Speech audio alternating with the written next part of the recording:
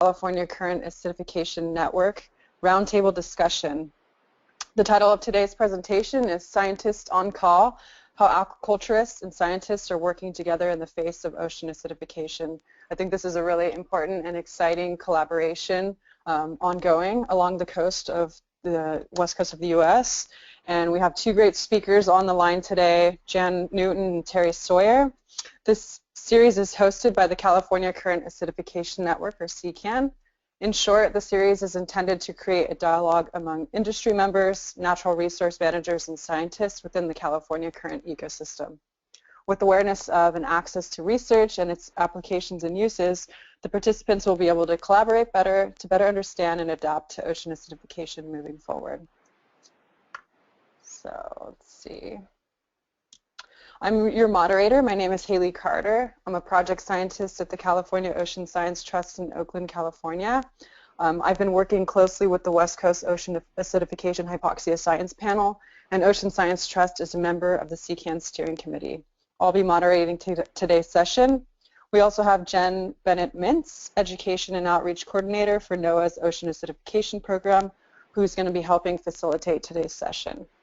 So as you're logged in, you'll be able to view the presentation, but you'll be in listen-only mode. But you are welcome to type questions related to technical issues, along with questions for the presenters, into the chat box at the bottom of the control panel on the GoToWebinar panel. We'll be moderating incoming questions, and we'll respond to them or pose them to our speakers as appropriate. We're also recording this session, so if folks weren't able to join, we will be sharing the recording on the CCAN website. And also for folks on social media, I suggest using the hashtags acidification and ocean acidification as our presenters are speaking to share broadly with the online community.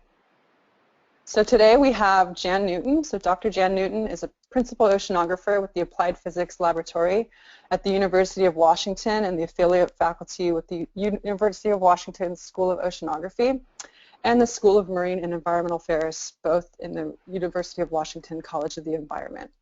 She's the executive director of the Northwest Association of Networked Ocean Observing Systems, or NANOOS, and also the U.S. Integrated Ocean Observing System Regional Association for the Pacific Northwest.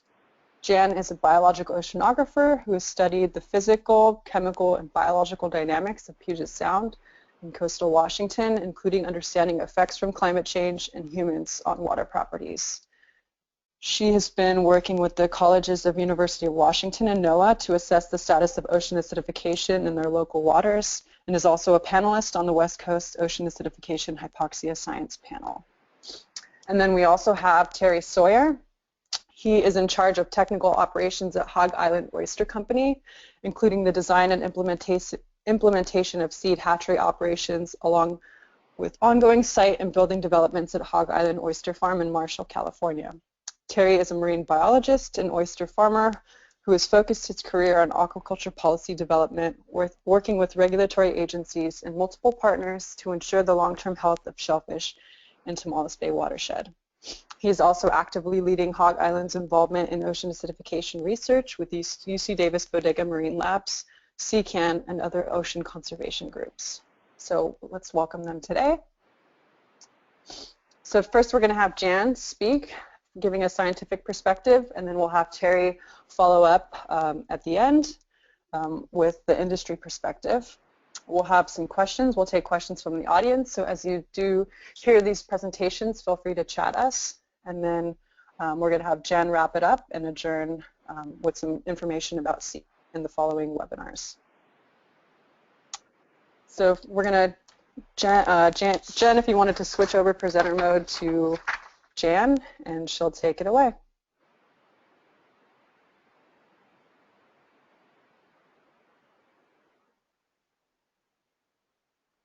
And Jan, make sure to unmute yourself, and then we'll get started. Okay. Is that better? Great, I can hear you perfectly. Okay, how's that? Sounds good. Thanks. Good. Okay, well, hello everybody, and thank you, Haley and Jennifer, for coordinating this, and I'm really excited to share this with Terry. So let's get started. And I wanted to acknowledge all of these alphabets you see down here at the bottom, but if you're familiar with these acronyms, you see that there are a variety of global, federal scale, and regional scale, as well as local scale entities. And that's a really important point that I want to drill, is that ocean acidification is a global condition, but it has local effects. We know that OA is happening in all of our ocean basins from the atmospheric global signal, but we also know that it's being played out differently on different shorelines, and here's quite a variety here, but it's going to affect different biological organisms in different ways.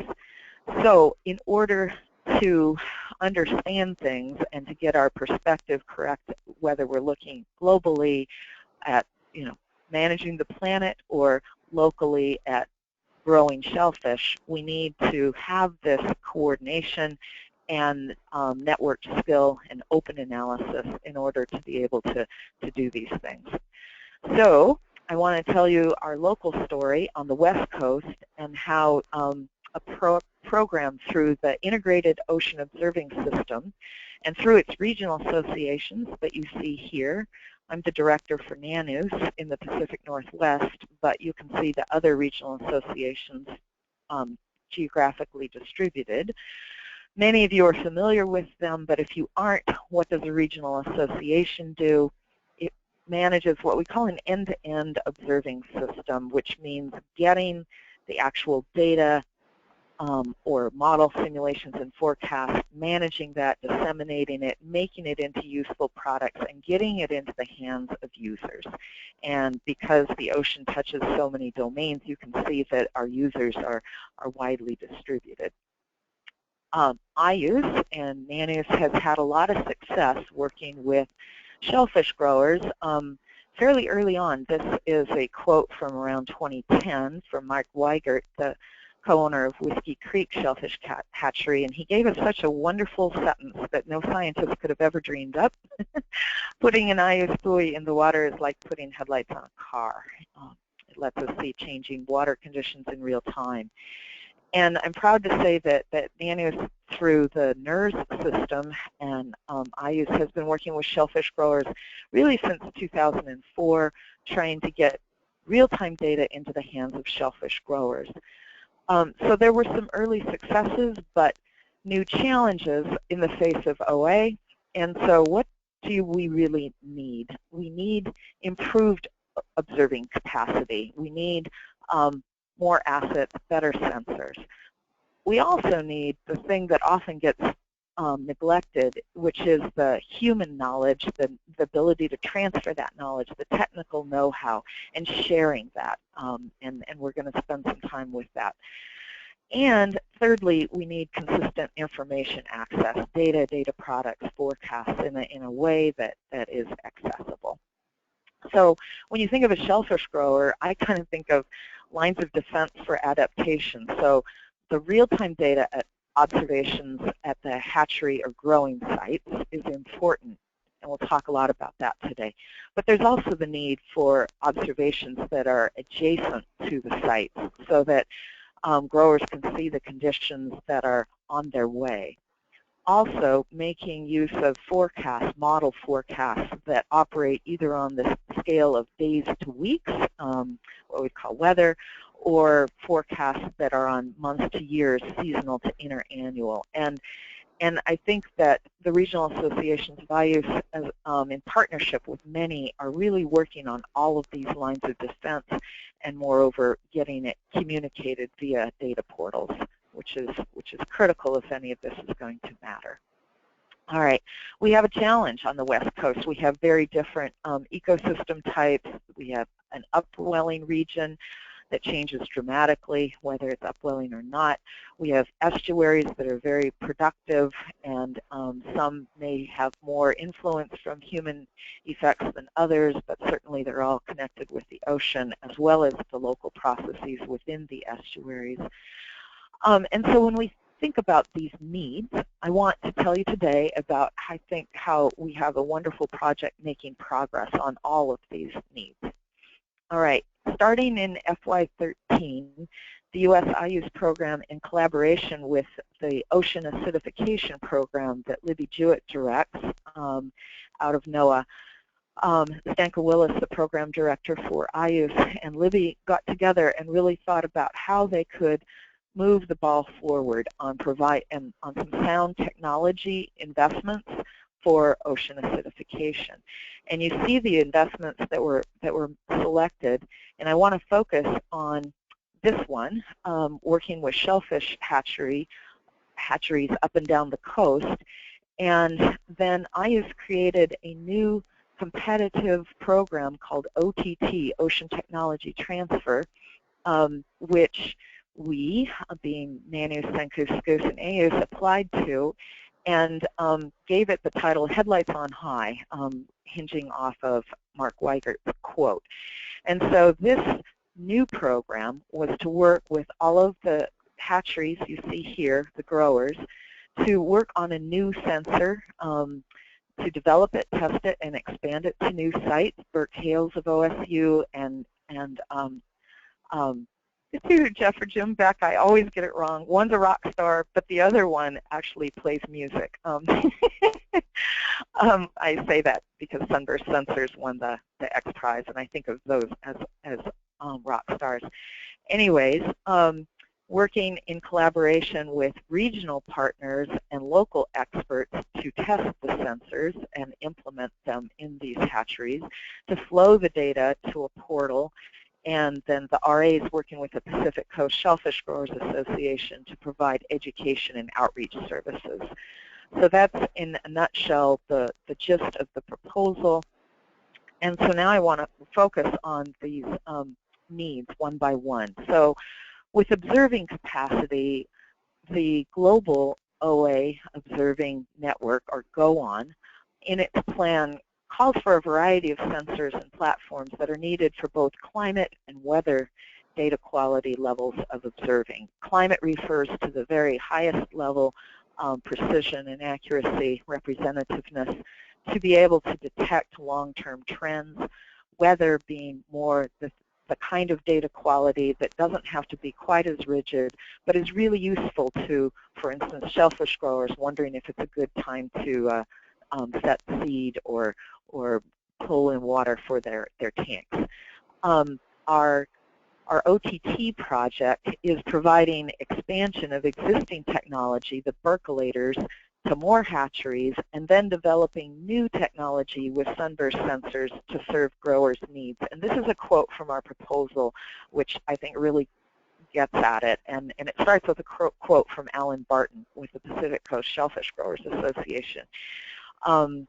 So we, meaning the IUS associations, we have learned from growers that their ideal monitoring technology is, to quote Alan, a bulletproof sensor that delivers pH, aragonite saturation, temperature, and salinity, similar to the system we have now in place, but lighter and not so crashy. So that is what we propose to transition, the ocean technology that we are proposing to transition, and that's why we gave it the term Headlights on High, and that's my silly humor, but it worked. We got it funded. So here's the percolator. It's a large benchtop instrument. It's very complicated, very sophisticated, but now I'm happy to report that we have percolators in Alaska, in Washington, in Oregon, in Central California, and Southern California at those sites you see there. The new technology that we're working on, Bert Hales also has a funny sense of humor, and he named it ACDC, and right now I can't even remember what it stands for, but it is the kind of instrument that Alan Barton was referring to, lighter weight and not so crashy, and also not confined to a benchtop. So this is a prototype sensor now deployed in a pond, and this was prototype 1.0, so a lot of development since this, but it is technology that is still being developed and will be implemented in hatcheries this year. Now, technical know-how, the thing I said that so often is forgotten. In the Go-On plan, there's and other plans, there's an understanding of best practices, and I know that CCAN has done a lot of work with that, CCAN has been so successful and has spawned other regional acidification networks in the Northeast and the Southeast. And the IUCE regional associations are working intimately with these acidification networks to really build communities of practice within a local setting, linking scientists and regional stakeholders. And what's important is that these programs, whether it's at the global scale or at the local scale, can and do scale back and forth. And the way they do that is through people. And so what we got to do is connect people. And what I'm excited to share with you is that this project that I'm describing is providing technical experts who can implement the best practices with shellfish growers, and therefore the partnership can provide that high-quality data that's needed for industry decisions as well as science evaluation. And I really think of these data streams as being useful to the industry, but also useful to science, because the hatcheries are in nearshore areas, and that's where we really need information as well as the open ocean environment. So here you see the shellfish hatcheries from Alaska to California. But, you know, those are dots on a map. And if we show the regional association and some of the people involved, it starts to look more interesting. And there's a picture of Terry, who will talk next, up in Alaska. The hatchery in Washington is actually funded by the state of Washington, and the hatchery in Oregon actually receives funds through the state of Oregon as well. And so, but together we have come together as partners, but better than that, now we have science grower partnerships. So in each of these areas, the project is paying for these experts to work with the growers to assure the best quality data practices. And then, moreover, Simone Allen is responsible for the QA samples that each of these experts and the growers take, and then we have a common analysis and assessment of both how the percolator is performing as well as the new ACDC when it's deployed. So that's the partnership and the technology transfer that we have going on. Information access, the third leg of the chair, if you will. We live in an era where data access is common, and interoperability can really be a reality. And this can and must dictate our ability to deliver decision-critical information and better scientific understanding. And again, this project is moving the ball down the court on this and has resulted in a data portal. We call it IPAC OA for IUCE Pacific Ocean Acidification Data Portal. That allows comparative analysis and data-making use. And so this is exciting. We decided to make this Pacific Basin, so we reached out to our sister IUCE Regional Association in the Pacific Islands. So we have now 5 Pacific regions, 1 data portal. It has data from all of the regions plus national data from NOAA. And currently, it's focused more on data and information links, but eventually we want to expand this to include links to manuals, FAQs, et cetera, to really facilitate a community of practice that goes beyond just the experts involved here.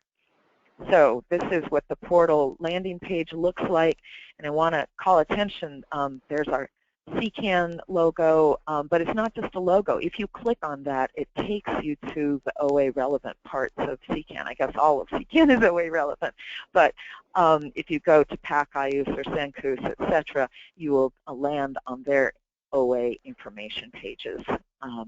And then up here is where the Data Explorer is. And if you go there, you see these icons.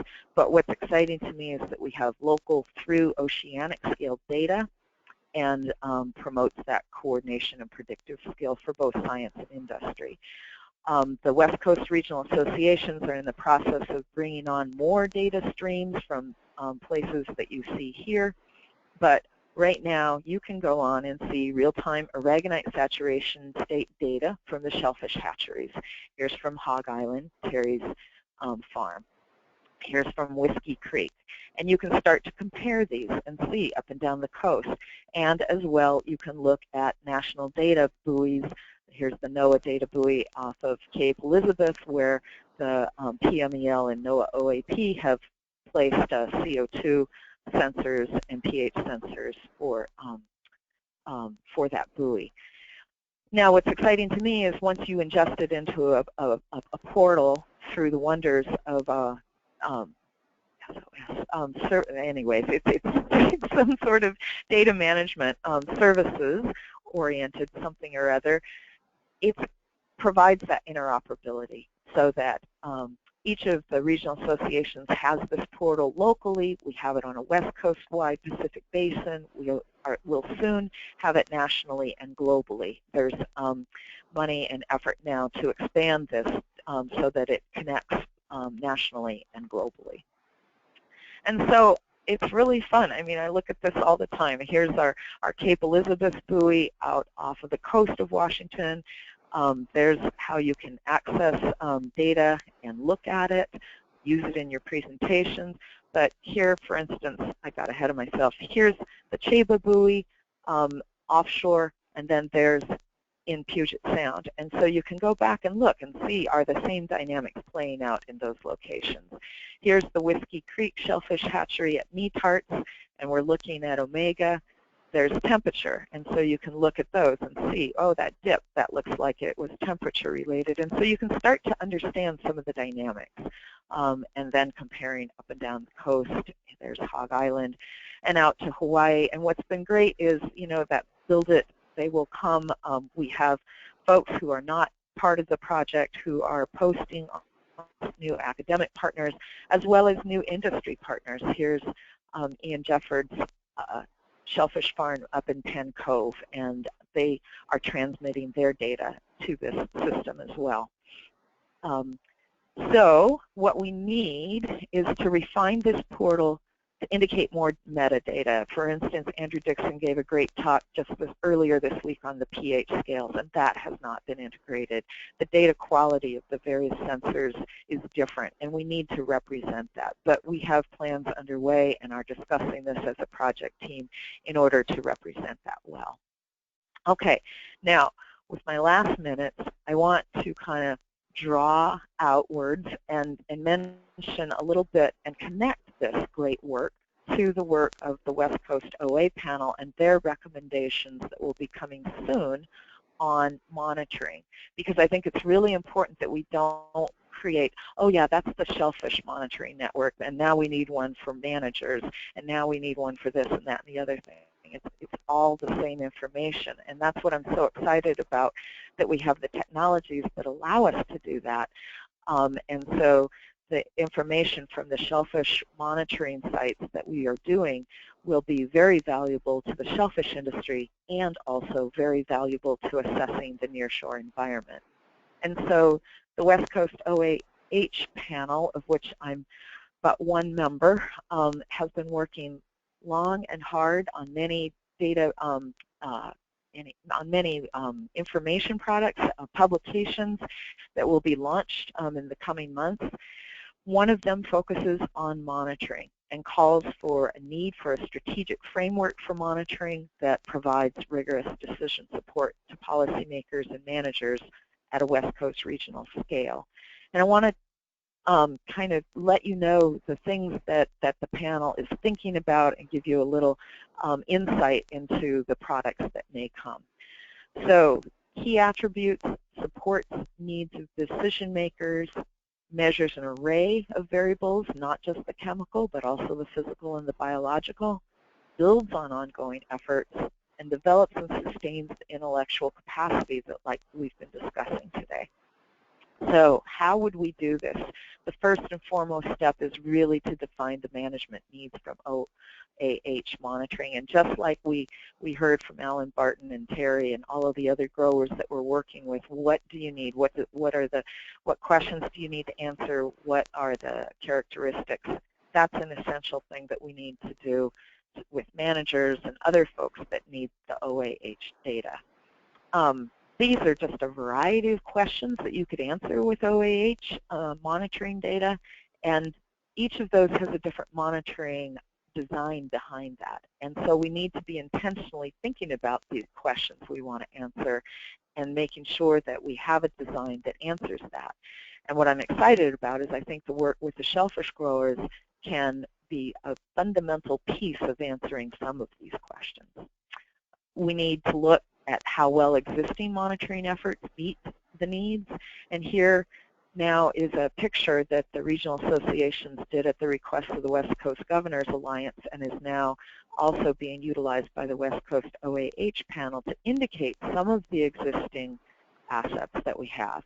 I'm sure this isn't 100% comprehensive, but it does nonetheless show some of the assets from NERS, from NSF, from EPA, from other academic resources, as well as the industry sources that we have from this project with the shellfish hatchery growers.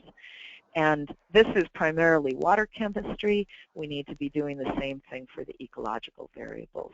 But in any case, it shows that we have something we can work with, and by linking these data streams will allow people to assess things on a West Coast-wide basis. Of course, we need to evaluate and prioritize new needs for new investment.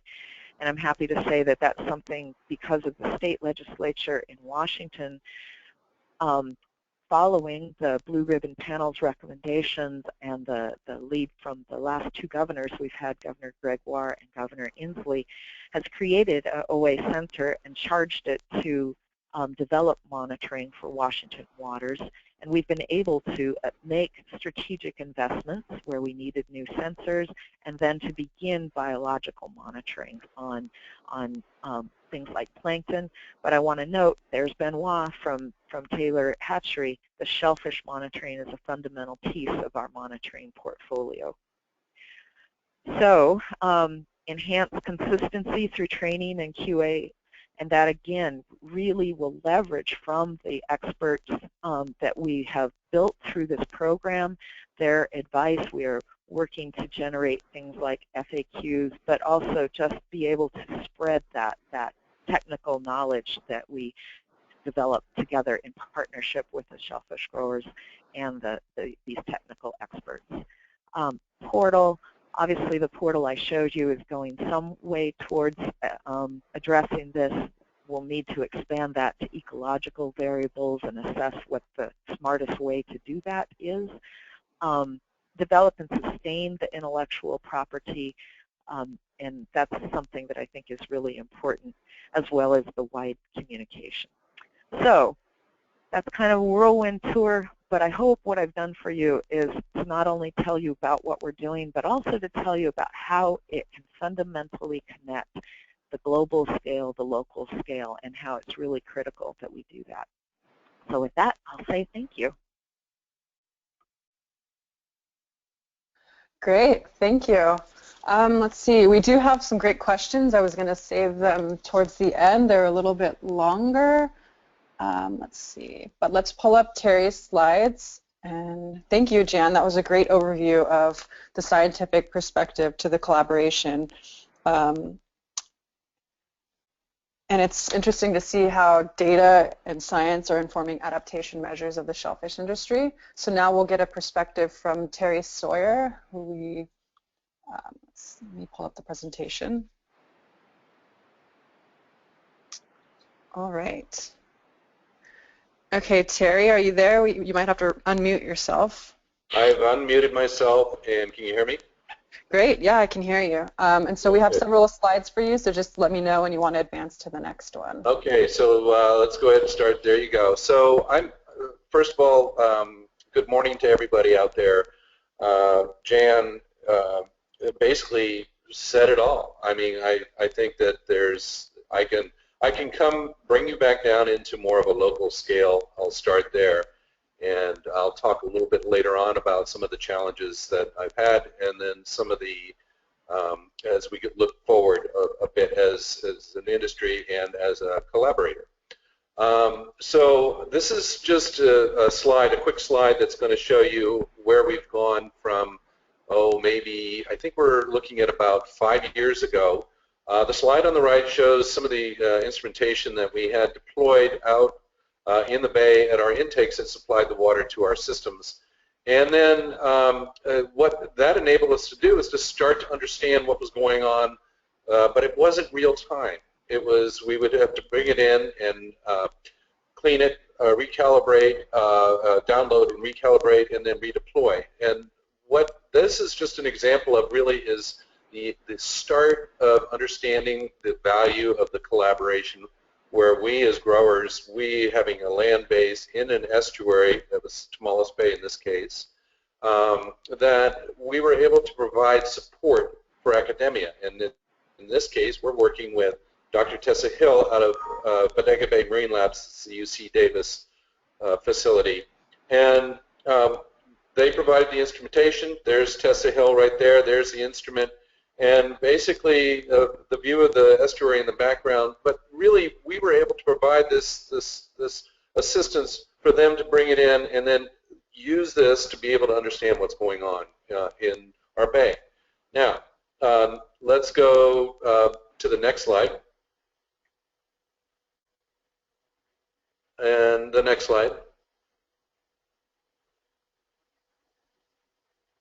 So that takes it to the next step. So we made a transition, about 2 years ago, where we went from the instruments that were out on our intake and allowed us to understand what was going on, but it was an episodic understanding. It was basically every, let's say, month, every 3 to 4 weeks that we were able to bring it in, and in retrospect understand what was going on when we were having conditions that weren't necessarily good. So it was difficult to manage what was going on in a real-time situation.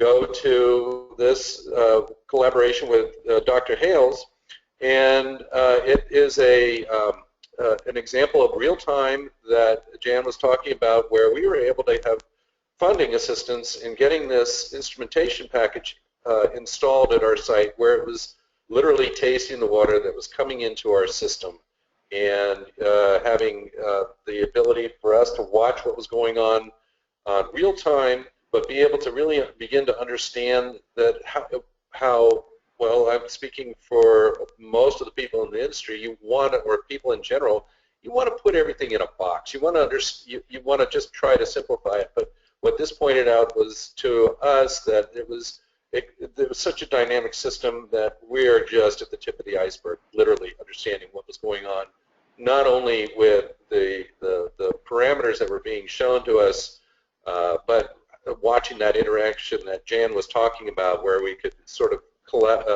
understand the interaction between the different parameters.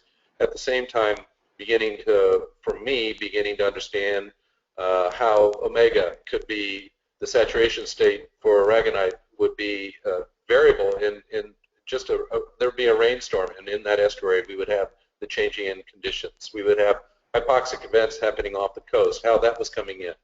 This instrumentation package that you see here is what Jan was talking about, where it is a very valuable piece of instrument, but it's extremely finicky. It has an amazing ability to, in a very sensitive way, test for these parameters that Jan was talking about, but it's also, you have to understand that from an industry point of view, we're a bunch of oyster growers that are sitting there and managing the water supplies, and I have staff that's moving in and out. So it was beginning to understand the dynamic and the relationship has its effects, where it can really change the ability of the instrument to be able to continuously monitor. So we had to go through a learning curve there. We had to go through a learning curve on being able to maintain all the different standards for calibration, and then maintenance.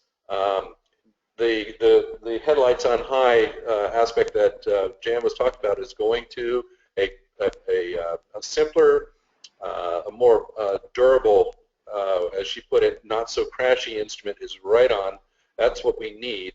And as I look at my site there, be able to make decisions on water flows coming in, and when I should be adding oxygen to my water, when I should be turning off the water supply as much as possible and try to recirculate to get around some of those low periods of pH or oxygen, That is a very good management tool from my grower's perspective. Next slide, please. So this takes me to a very important point.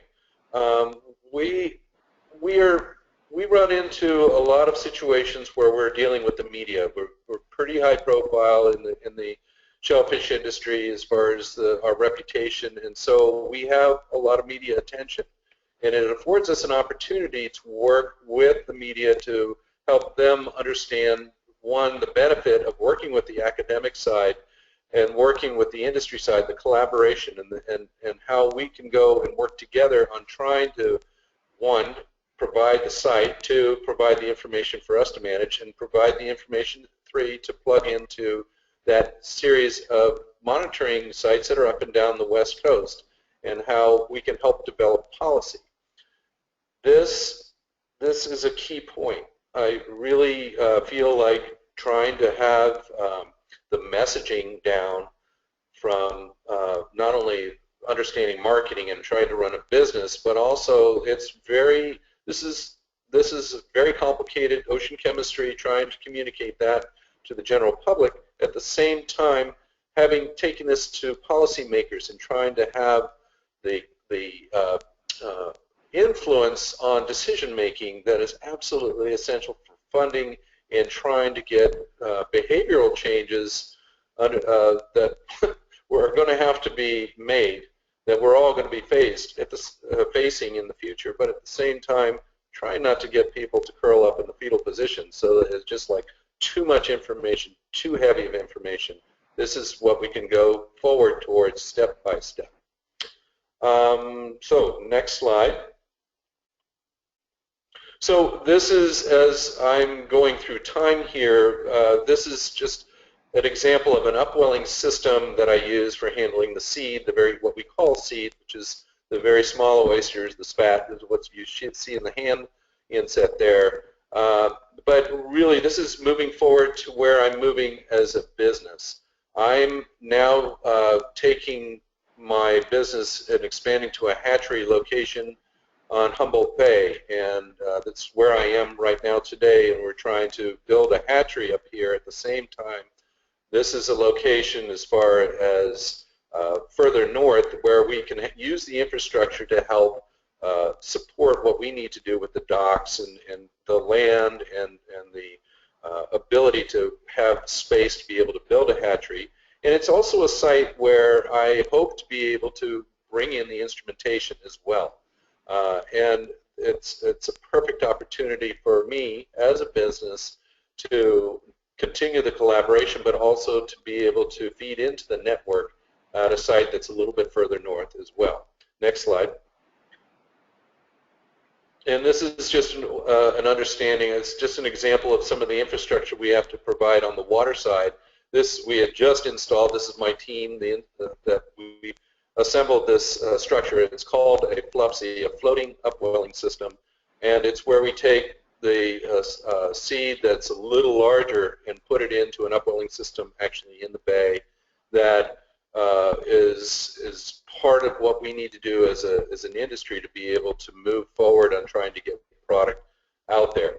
You have to understand that over the past over 10 years, almost 15 years now, we have had a problem with seed availability, and the hatcheries have been having these problems that I think everybody's heard by now, that the availability was going down. We had less predictable inventory. We did not have our own hatchery, and we were relying on other hatcheries, and the hatcheries usually were owned by other companies, shellfish growing companies. When there was a loss of inventory for reasons that we didn't understand at the time, which turned out to be all of these conditions related to ocean acidification and hypoxia, that we that don't have hatcheries are last in line to receive product, and so it's very difficult to run a business that way. Next slide. It's just another shot of the operating FLUPSI as we're working with bringing the seed up, and we have to daily go through and maintain it. We have our resident canine that is overseeing the situation there. But really what this is a as just an example of the amount of infrastructure required to run a business. This is not a business that's in the shellfish industry. This is not an easy thing to do. So as we move forward here, I really want to just point out that the collaboration that we have experienced, where we've been able to have the infrastructure that's been able to support the instrumentation that's actually in these estuaries, is absolutely essential. And from a shellfish grower's point of view, I really I rely on not only the instrumentation availability to be able to make management decisions on my intake, of being able to bring the water in and when I should be taking steps to buffer the water or to stop bringing in the water during a period of an upwelling cycle. That all of those are all part of just running a business. At the same time, we're there. We're able to provide the support to continue to monitor, to try to understand on a bigger, bringing it out on a bigger scale, that we're part of a series of sites that are along the coast. It's on the eastern margin of the Pacific. That's a ground zero for a lot of these issues that are a global issue, that hopefully we're able to implement some sort of conversation and participate and go from there. I think that's basically it. I believe that's my last slide, Haley. So I'm open to questions. Thank you, everybody, for your joining us, and I'm ready for questions. Great, thank you. That was a great overview of how, direct impacts of acidification on businesses and local communities. So we do have plenty of time for questions. Let me go back 1 second. And let's see. So I have one question for Jan. It looks like there could be some great educational tools and curriculum developed for the OA data portal. I can think of some great ideas that link to next generation science standards that would have students analyze data and try to answer some of the monitoring questions that you have listed. Are there plans for educationally related products out of your work? And make sure to unmute yourself. Yes, can you hear me? Yes, go ahead. Okay, great. Whoever submitted that comment question, please get in touch with me. I would love to develop that with you. We don't have funded plans for that. I think it would be ripe for doing so, and so we would really welcome yours or anybody else's input to that. I agree that there's some real good opportunity there, and we welcome your input. Great, thank you. We also have a question from Sheila Siemens. Is there anyone addressing ocean acidification in relation to important recreational fisheries like abalone in the North Coast, especially within the first 10 meters of water depth?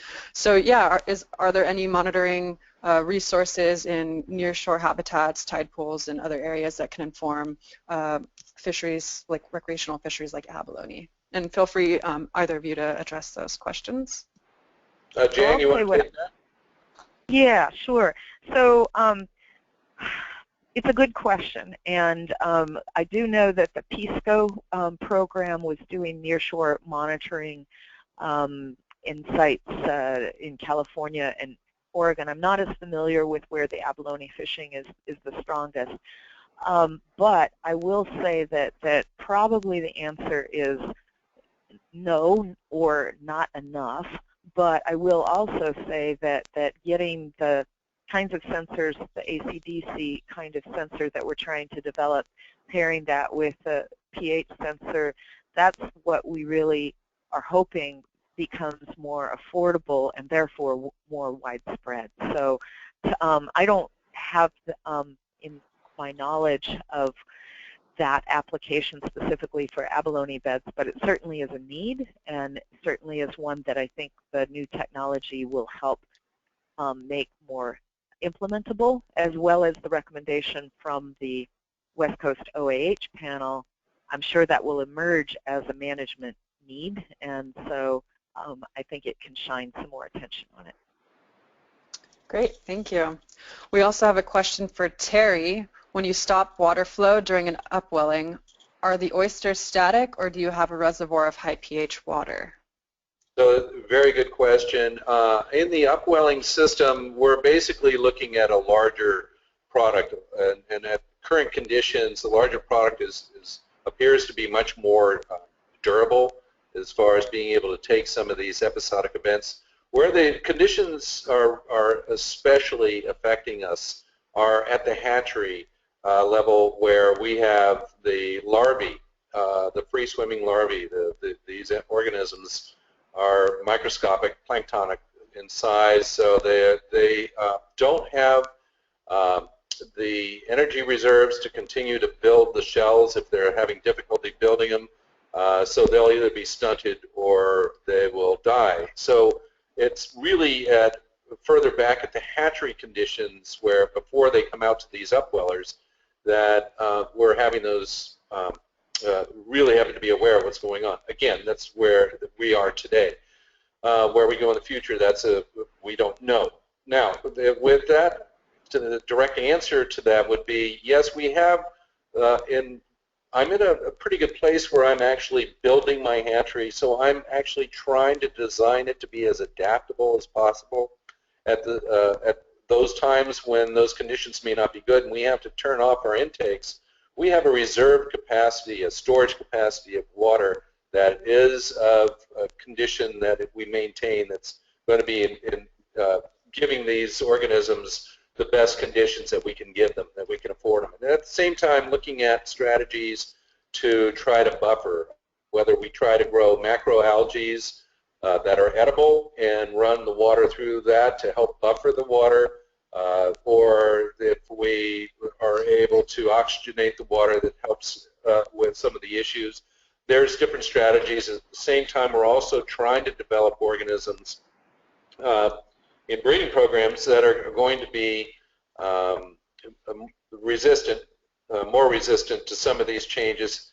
And then also, we have to remember that as these conditions change, and that the question earlier to Jan about the abalone, I'm not sure where abalone stand as far as species being affected, but there are winners and losers in these changing conditions, and some of the strategies may mean we should be looking at other organisms that could be used as food items that are suitable for aquaculture. Great, thank you. We have about 13 minutes left, and we still have some questions coming in. This, again, is for Terry. It's from Donald Manahan. I believe he's a researcher at University of Southern California, working on oysters himself.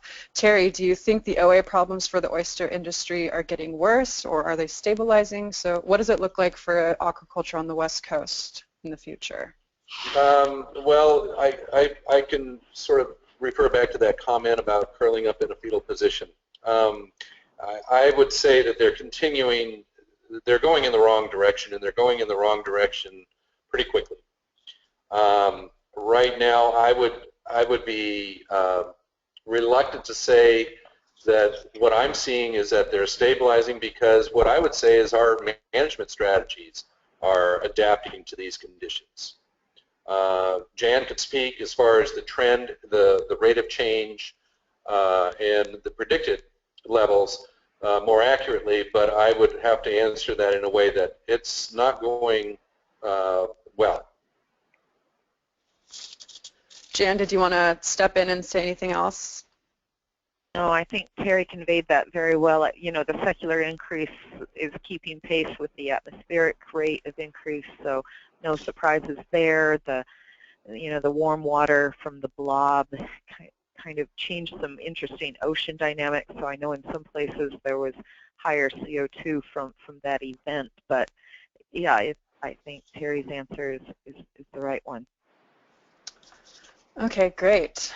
So actually not great if things are keeping to get worse, but thank you for your answer. And I also had a question: is how do, if folks want to put instruments in the water in their local areas, how do they link up with the integrated ocean observing system and get their data shareable? Are there any data quality control, or how do they get their data shared on your system? Yeah, well, we would want to engage in a dialogue, in a conversation. So best to contact either myself, and my email is janewton@uw.edu, or the regional association director for your area, and you can find those online.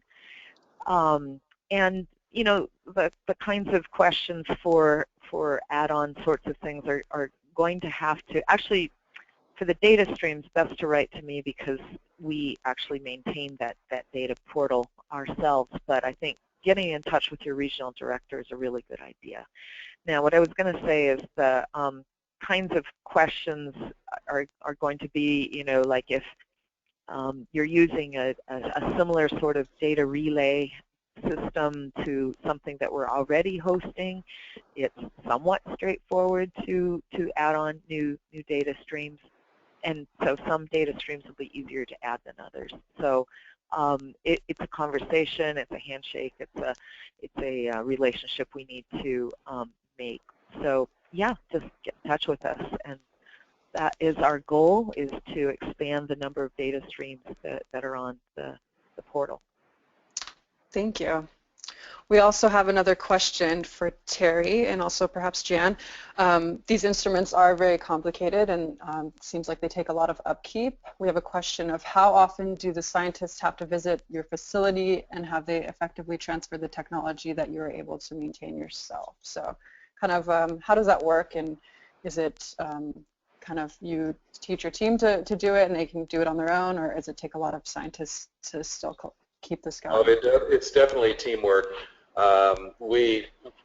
First of all, I'll be the first to admit that we defer to the experts on the instrumentation. It is extremely complicated, and oftentimes there's an interaction that has to go on where we're all sitting in front of the computer and doing remote work with Burke Hales in this case on you know, not only on the teaching but developing the SOPs, and really there's a whole maintenance side to this that, as anyone knows, if you have a highly productive body of water, you've got a lot of maintenance that has to go on with fouling organisms and silt buildups, and instrumentation probes having to be maintained, maintaining levels of the acids, and there's a lot to go on. Plus, we have visiting scientists that will come in and use the instrument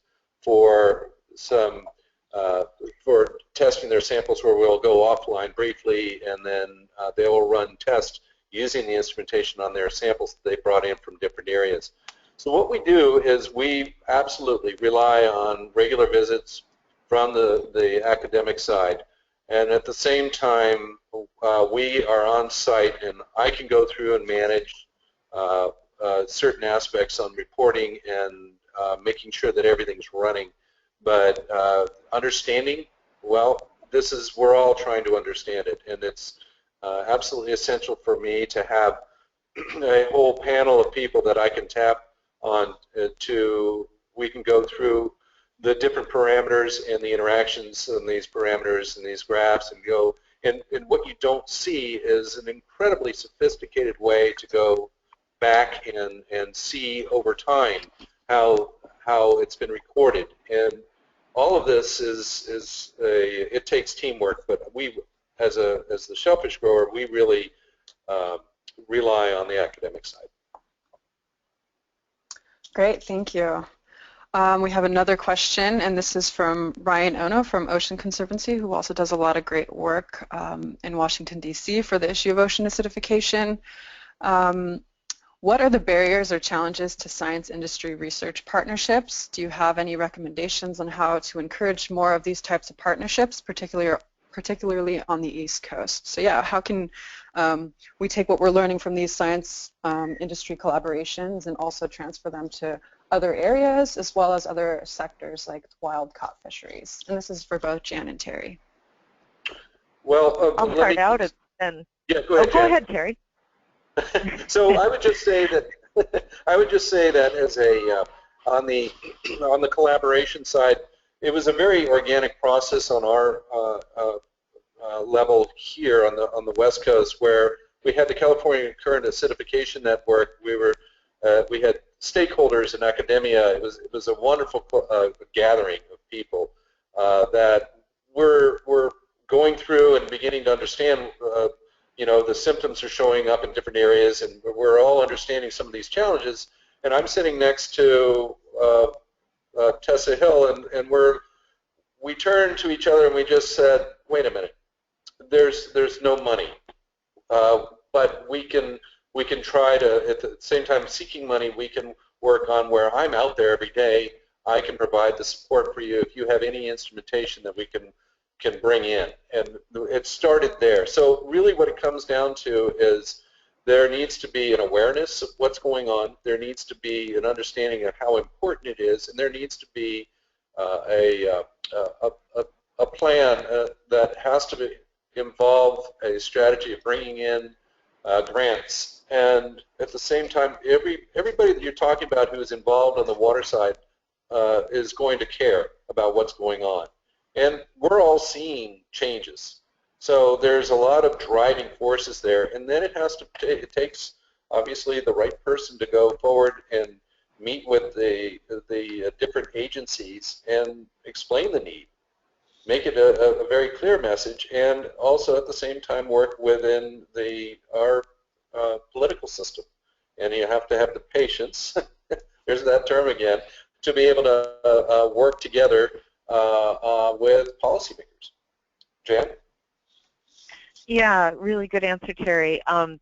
The organicness of the partnerships is really fundamental, and I'm pleased to say, though, that following the wonderful CCAN lead, that we do have NECAN in the Northeast and SOCAN in the Southeast, and those groups are getting together and really bringing the scientists and the industry and the together for a cohesive network. So I believe that a lot of those relationships are existing or can be developed through that process. So it's the human-to-human connection that needs to be made. But then, yeah, somebody's got to pay for it. And we were able to leverage this through this Ocean Technology Transfer project. It's a 3-year project, and the regional associations are hoping that the IUS budget will increase and that we can continue to maintain this effort beyond the duration of the 3 years of the funding. If the IUS budget were to expand more, that would open up our opportunities for new groups to get together. So the problem is that the academic scientists, most don't have the kind of job where you can just do whatever you want, right? We either have academic funding to teach, or we have research dollars for a specific research project. So even if you want to help a grower and work in partnership, someone's got to fund that effort. So too, the grower, it's not everybody can undertake this. It takes time. So having the external funding for the sensors, for the expert time is really valuable. And we need to articulate to our national government, to the IUS program, to NOAA's OAP that we want to expand this. Great points. Thank you. And with that, we are quickly running out of time, but if we didn't get to your questions, please feel free to reach out directly to Jan or Terry. And I would like to thank our speakers today, really great talks. Thank you for your time, and also thank you to Jen for organizing this. If you're interested in joining the CCAN listserv to learn about future updates and the Acidification Network, please sign up at the CCAN news page. And thank you everyone for attending this CCAN Ocean Acidification Roundtable today. We welcome any feedback and further questions or suggestions for future topics. You can submit input by replying to the follow-up email that you'll receive shortly with the webinar recording. So our next roundtable discussion will be announced on the CCAN listserv, and thank you again to both Jan and Terry, and then Jen for organizing. We value your expertise and perspective about how scientists and aquaculturists are working together, and it was very informative and engaging, and thank you for joining us. And that wraps up our webinar today, and everyone have a great Thursday, and thank you all. Okay, goodbye everybody. Bye, thank you. Bye everybody, thanks.